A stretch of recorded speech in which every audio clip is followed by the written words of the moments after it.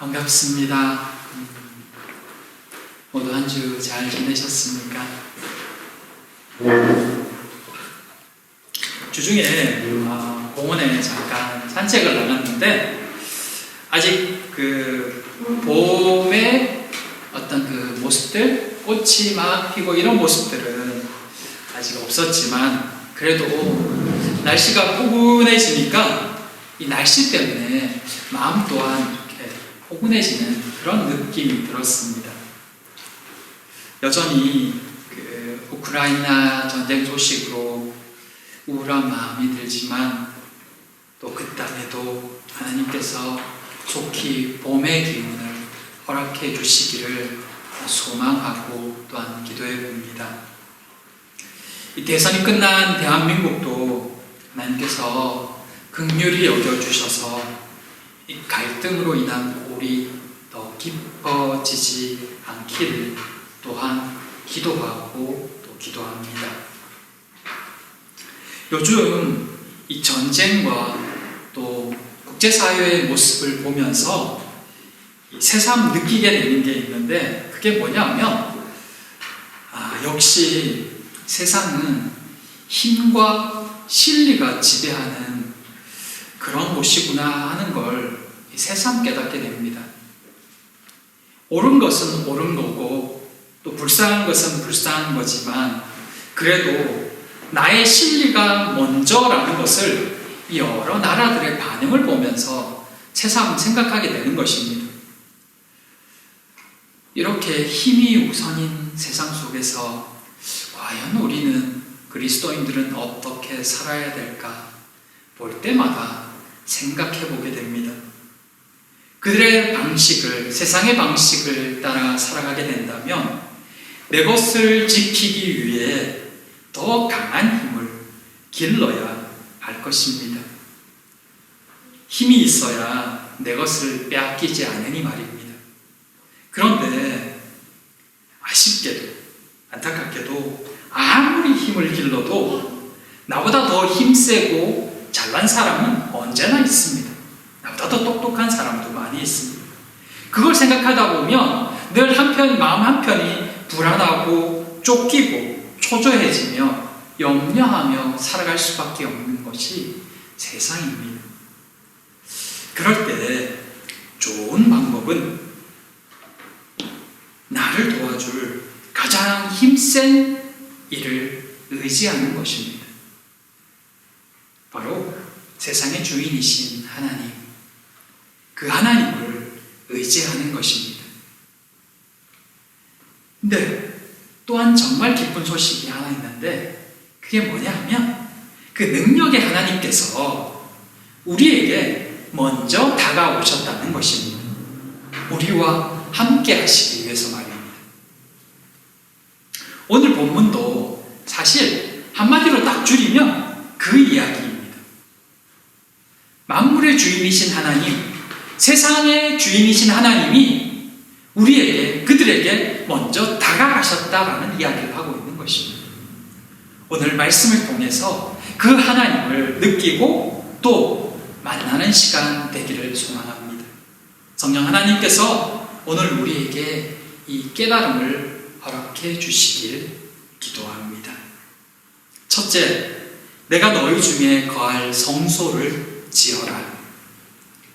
오늘 본문은 성막에 대한 이야기입니다. 이 성막 이야기는 성경에서 그리스도인들이 만나게 되는 첫 번째 위기의 장입니다.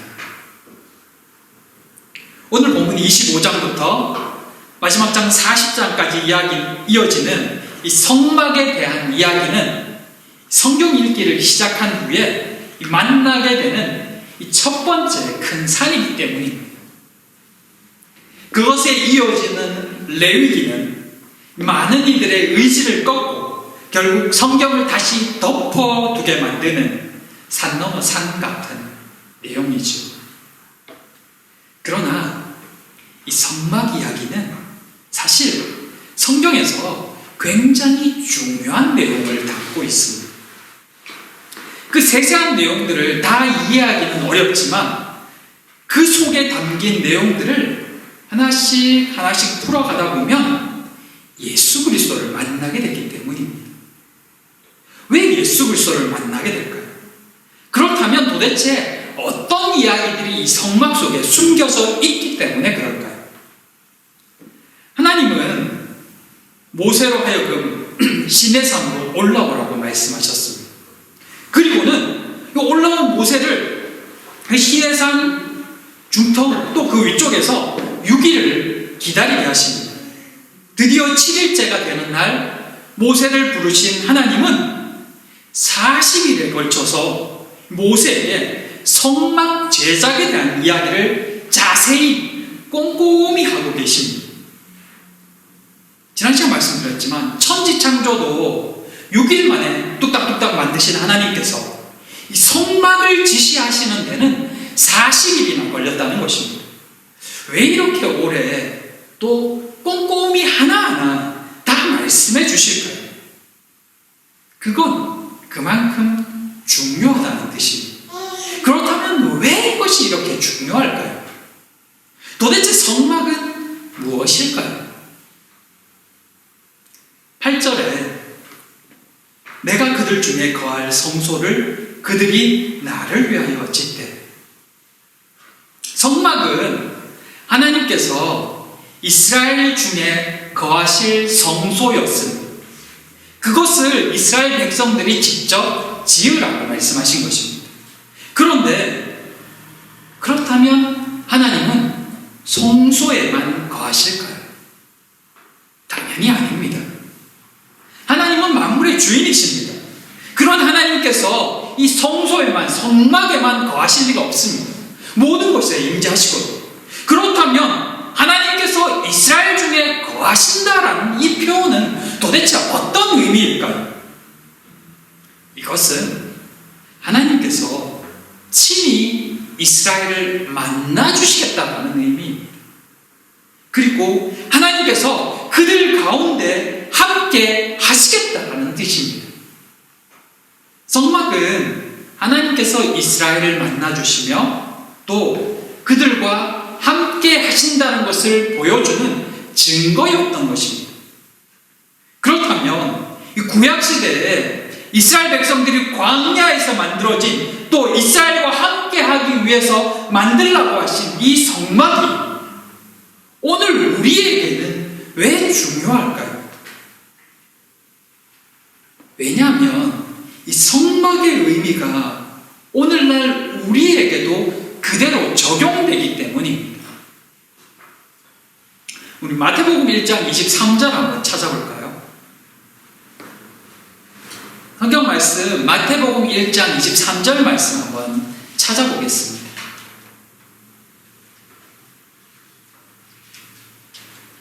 마태복음 1장 23절 말씀 찾으셨으면 우리 한번 같이 읽겠습니다. 마태복음 1장 23절입니다. 보라, 처녀가 잉태하여 아들을 낳을 것이요 그의 이름은 임마누엘이라 하리라 하였으니 이를 번역한즉 하나님이 우리와 함께 계시다 하니라. 임마누엘, 하나님이 우리와 함께 계시다. 이것이 바로 성막의 의미입니다. 그리고 예수 그리스도의 이름입니다. 하나님의 함께 하심이 구약시대에는 성막을 통하여 보여졌고 신약시대에는 예수 그리스도를 통하여 나타난 것입니다. 그러므로 성막은 곧 예수 그리스도를 상징하는, 예수 그리스도를 보여주는 이 중요한 징표라는 것입니다.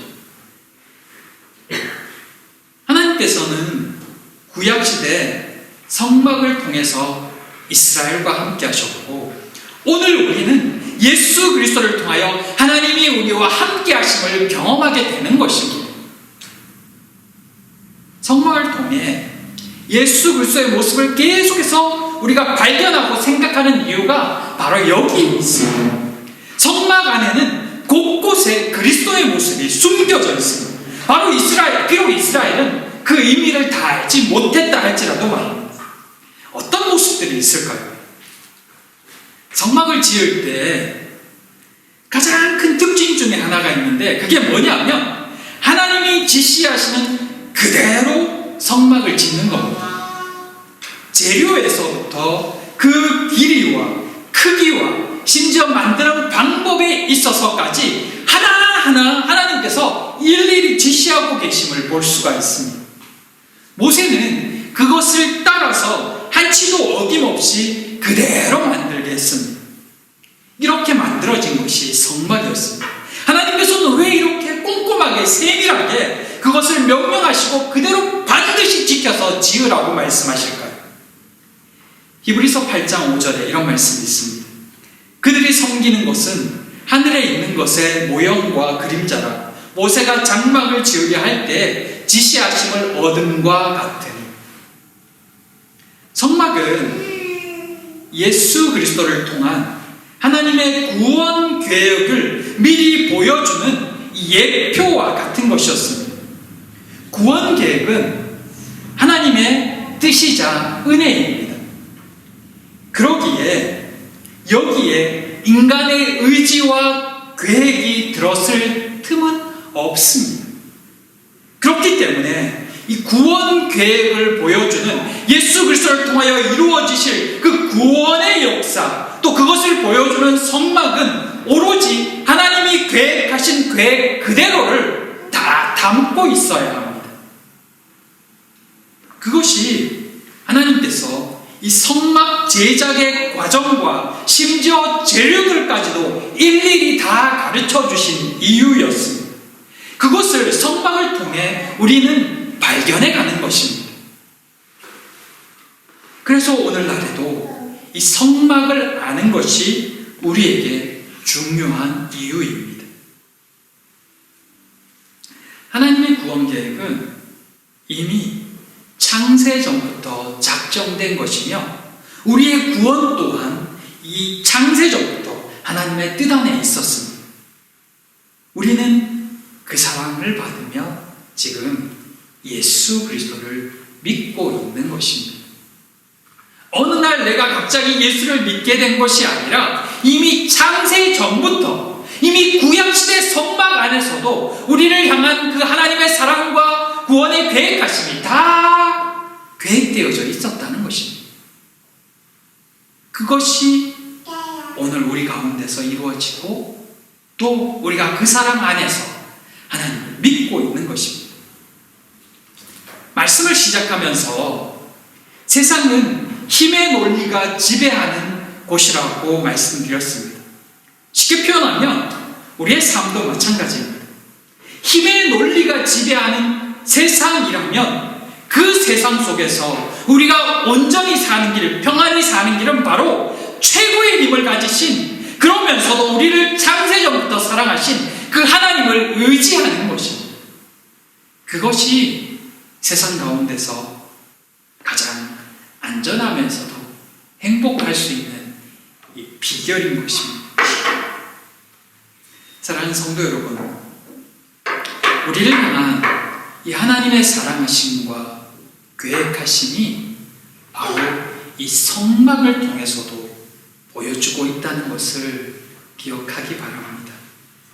성막을 볼 때마다 하나님의 놀라운 구원 계획이 어떠함을 발견해 나아가는 모두가 되기를 소망합니다. 그리고 그 사랑 속에서 평안을 누리는 모두가 될 수 있기를 또한 기도합니다. 둘째, 기쁜 마음으로 내는 자의 것을 받을지니라. 그렇다면 이 성막을 위하여 또 이 예수 그리스도 안에서 우리가 해야 할 것은 무엇일까요? 그 첫째 해야 될 일에 대한 이야기가 9절에 나와 있습니다.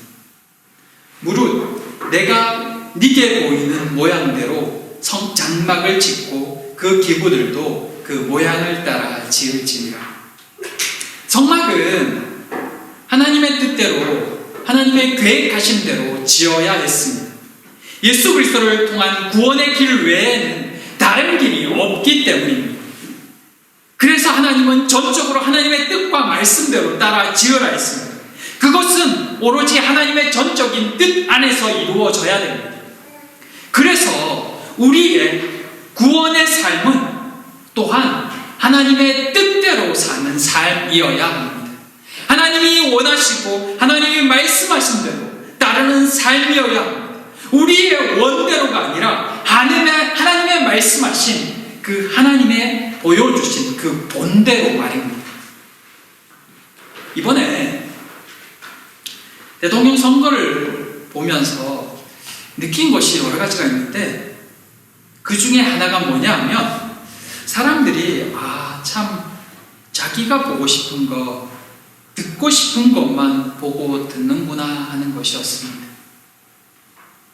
누구나 100% 완전히 객관적일 수는 없습니다. 하지만 노력한다면 어느 정도는 객관성을 유지할 수 있습니다.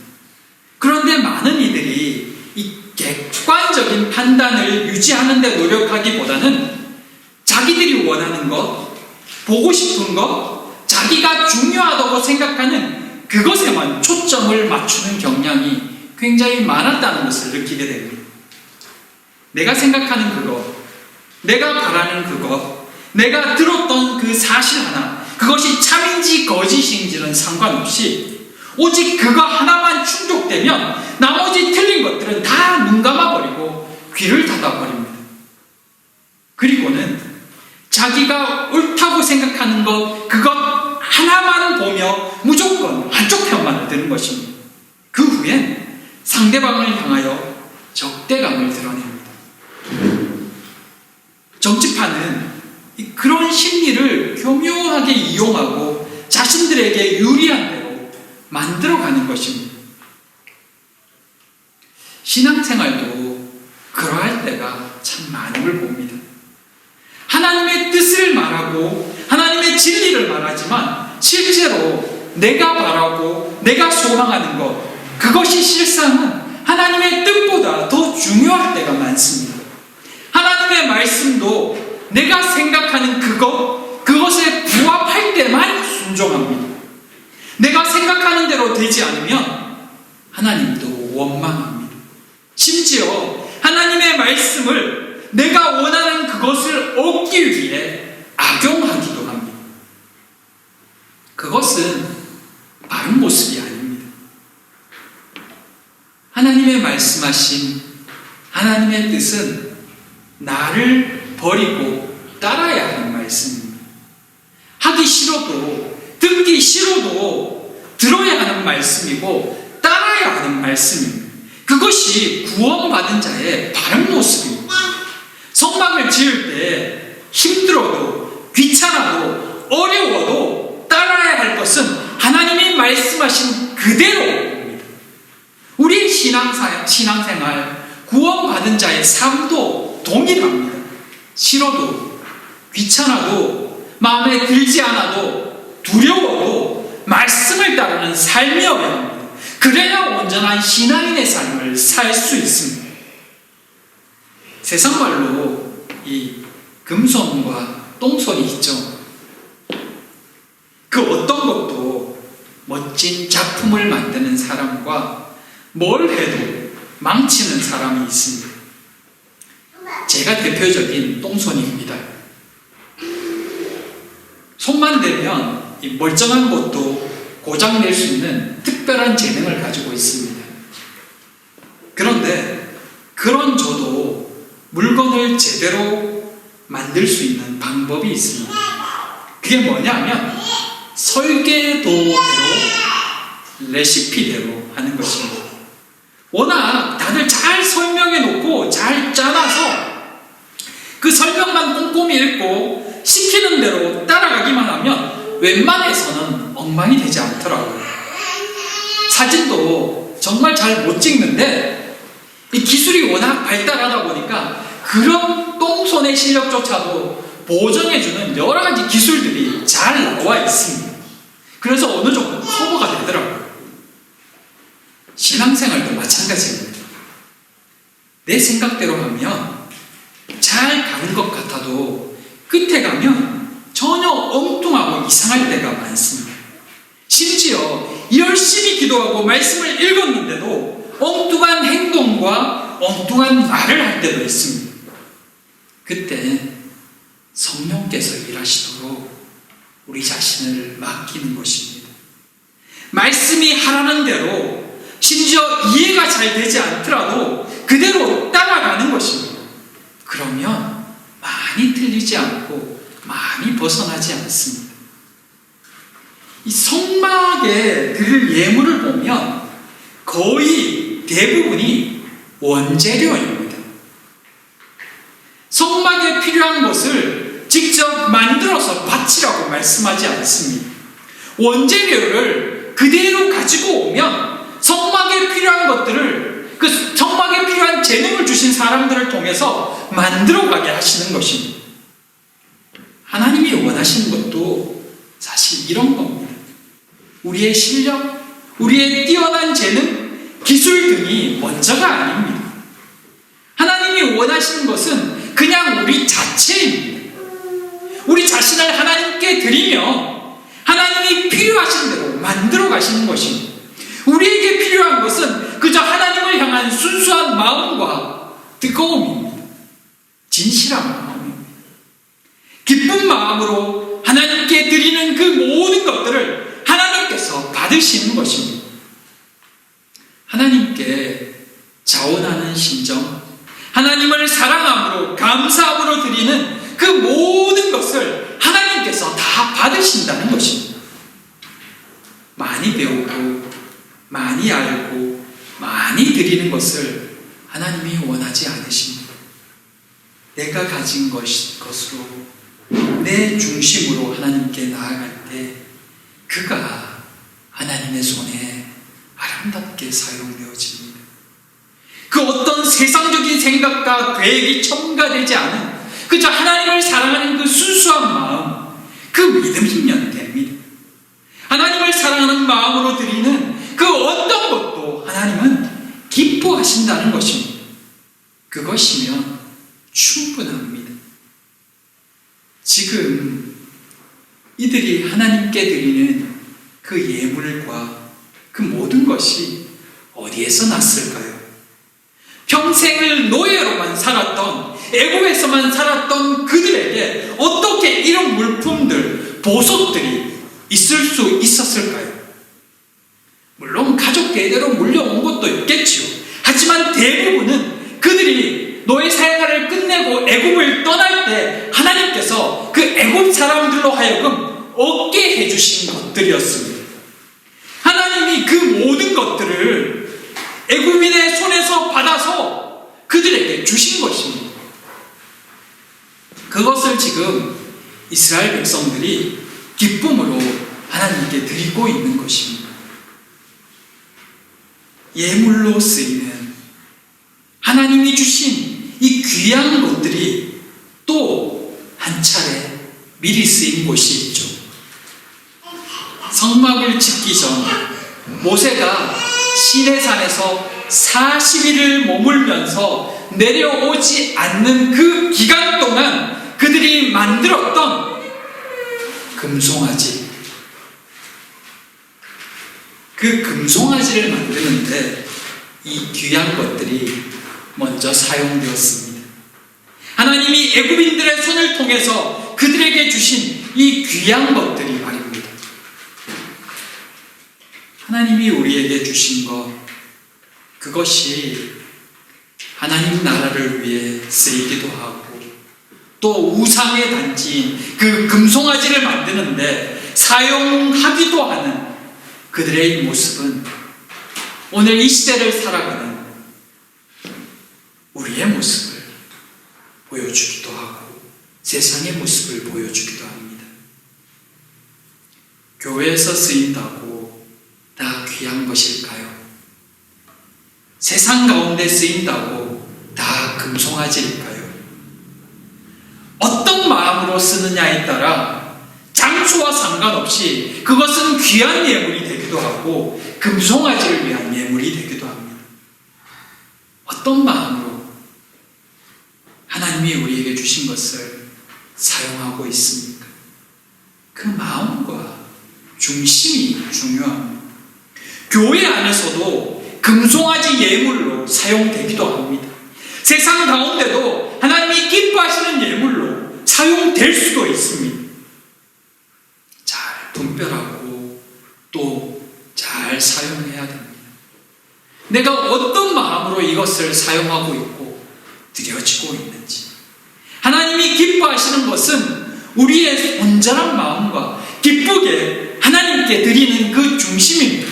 하나님의 자녀답게 살고 하나님의 자녀로서 드리는 그 모든 것들, 그것을 하나님은 받으시고 사용하신다는 것입니다. 사랑하는 성도 여러분, 오늘 이 성막을 통해서 우리에게 주시는 이 귀중한 진리들을 꼭 붙들고 살아가는 모두가 되기를 원합니다. 우리 가운데 함께 하시기를 원하고 우리 가운데 있기를 원하시고 우리의 예물을 통해 일하기 원하시는 그 아버지의 마음을 기억하고 또 그렇게 사용되는 모두가 되기를 소망합니다. 하나님께서 우리를 사랑하는 그 마음을 기억하시고 그렇게 하나님의 손안에 사용되어지고 또 일하는 그런 우리 모든 평안의 식구가 되기를, 그 은혜를 누릴 수 있기를 진심으로 소망하고 기도합니다. 기도하겠습니다. 사랑과 은혜의 하나님, 우리가 알기도 전 그 오래전부터 인간과 함께 하시기를 원하셨던 그 하나님의 은혜와 사랑에 감사를 드립니다. 그 사랑으로 인하여 오늘 우리가 아버지 앞에 설 수 있음도 감사를 드립니다. 이제는 하나님이 기뻐하시는 삶을 더 깊이 생각하며 살아가는 저희가 되기를 원합니다. 저희의 중심을 새롭게 하시며 저희의 삶을 통하여 예수 그리스도의 향기를 드러내는 그런 그리스도인 되게 하여 주시옵소서. 아직도 전쟁 중에 있는 우크라이나를 불쌍히 여겨주시며 대선이 끝났지만 여전히 갈등하는 대한민국을 긍휼히 여겨주시옵소서. 이 한 주도 하나님의 은혜만을 구하며 주와 동행하는 한 주 되기를 소망하오며 예수님 이름으로 기도드립니다. 아멘.